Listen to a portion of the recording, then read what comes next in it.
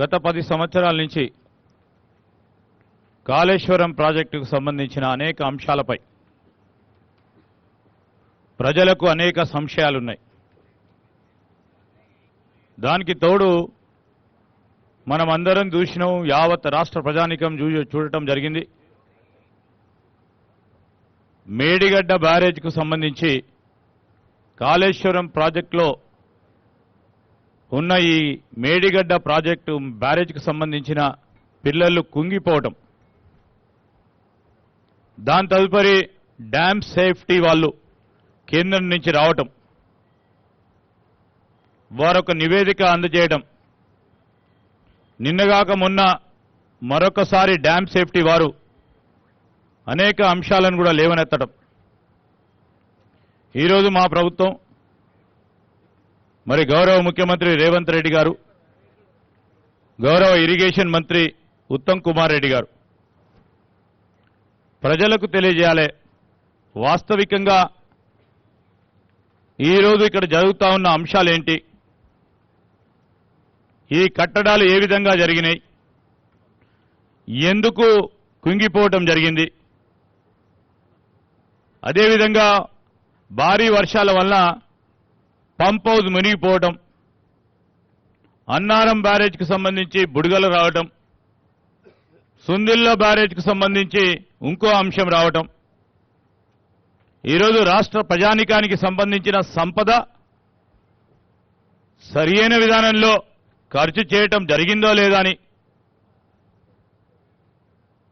తెలుసుకునే ప్రయత్న భాగంలోనే ఈరోజు పెద్దలు ఉత్తమ్ కుమార్ రెడ్డి గారు కానీ, పెద్దలు శ్రీనివాస్ రెడ్డి గారు కానీ, పెద్దలు వెంకటరెడ్డి గారు కానీ, పెద్దలు ప్రభాకర్ గారే కానీ, అదేవిధంగా పెద్దలు జీవన్ రెడ్డి గారు కానీ, వివేక్ గారు కానీ రావటం జరిగింది.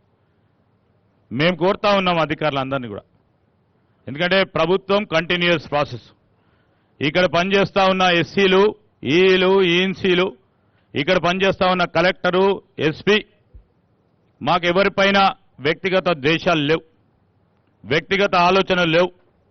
సాంకేతిక పరంగా నిజంగా ఎక్కడా లోపం జరిగిందో స్పష్టంగా, సుస్పష్టంగా ప్రజలకు తెలియజేసే ప్రయత్నంలో మీరు ఉండి నడిపియండి అని, ఆనాడు జరిగిన అంశాలు కూడా ప్రజలకు తెలియజేసే విధంగా మీ యొక్క కార్యాచరణ తీసుకొని ముందుకెళ్లాలని వారు కోరటానికి ఈరోజు ఈ నియోజకవర్గ శాసనసభ్యునిగా నేను పెద్దలు ఉత్తమ్ కుమార్ రెడ్డి గారు వచ్చారు కనుక, మొన్న జరిగిన సమీక్షలో కూడా మరి పెద్దలు ఉత్తమ్ కుమార్ రెడ్డి గారు చిన్న కాళేశ్వరానికి సంబంధించిన అంశాన్ని కూడా మేము వారి దృష్టికి తీసుకొచ్చాం. నత్తనడ నడుస్తూ పోతా ఉన్న ఈ ప్రాంతానికి 5 మండలాలకు సంబంధించి ఈ సాగునీరు అందించే కార్యక్రమం 2008లో ఆ రోజు కాంగ్రెస్ పార్టీ ప్రభుత్వ హయాంలో మొదలుపెట్టిన ప్రాజెక్ట్ని పక్కన పెట్టడం జరిగింది. దానికి తోడు మా నియోజకవర్గంలోనే 3 బ్యారేజీలు కట్టారు. అదేవిధంగా ఇటు భూపాలపల్లి జిల్లా కానీ, అటు పెద్దపల్లి జిల్లాకు సంబంధించిన ఈ బ్యారేజీలు నేను కోరుతా ఉన్నా, రేపు రాబోయే కాలంలో గోదావరి పక్కనున్న ప్రాంతంలో మన తెలంగాణ కాంగ్రెస్ పార్టీ ప్రభుత్వ హయాంలో ఇటు భూపాలపల్లి కానీ, అటు పెద్దపల్లి కానీ ఈ నియోజకవర్గాలకు సంబంధించిన ప్రతి ఒక్కరికి కూడా 1 ఎకరం కూడా మరి వదలకుండా లిఫ్ట్లు ఏర్పాటు చేసి సాగునీరు అందించే విషయంలో ఒక ప్రణాళిక చేయాలని నేను పెద్దలు ఉత్తమ్ కుమార్ రెడ్డి గారు ఈనాడు మన ప్రాంతానికి వచ్చిన సందర్భంలో మొట్టమొదటిసారి వచ్చారు.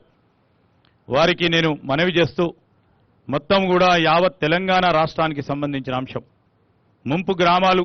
ఇక్కడ నేను పెద్దలు ఉత్తమ్ కుమార్ రెడ్డి గారిని కోరుతా ఉన్నాను, అనేక సందర్భాల్లో వర్షాలు పడ్డప్పుడు నీటి నిల్వ చేసినప్పుడు అనేక గ్రామాలు మా నియోజకవర్గంలో ముంపుకు గురవుతున్నాయి.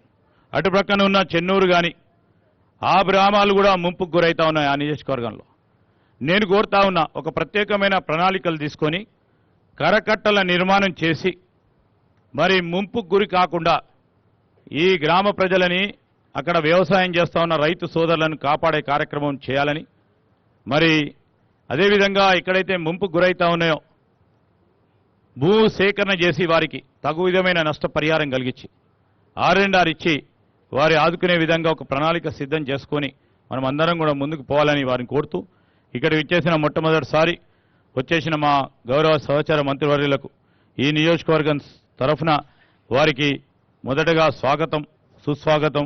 వారి డిపార్ట్మెంట్లకు సంబంధించిన అనేక అంశాల విషయంలో కూడా ఇది మారుమూల ప్రాంతం, ఇది ఒక ప్రక్కన ఛత్తీస్గఢ్, ఇంకో ప్రక్కన మహారాష్ట్ర పరిసరాల ప్రాంతాల సరిహద్దులో ఉంది. మరి ఇక్కడ ఉన్న మా ఎస్టీలు, ఎస్సీలు, బీసీలకు సంబంధించిన అనేక అంశాలు ఉంటే కనుక వారి సమస్యలను మరి ప్రత్యేక కోణంలో చూసి సమస్య పరిష్కారానికి మీరు తోడ్పాటు చేయాలని వారిని కూడా కోరుతూ ఇక్కడికి వచ్చేసిన మా పెద్దలు జీవన్ రెడ్డి గారిని, వివేక్ గారిని కూడా కృతజ్ఞతలు తెలియజేస్తూ సెలవు తీసుకుంటా ఉన్నాను.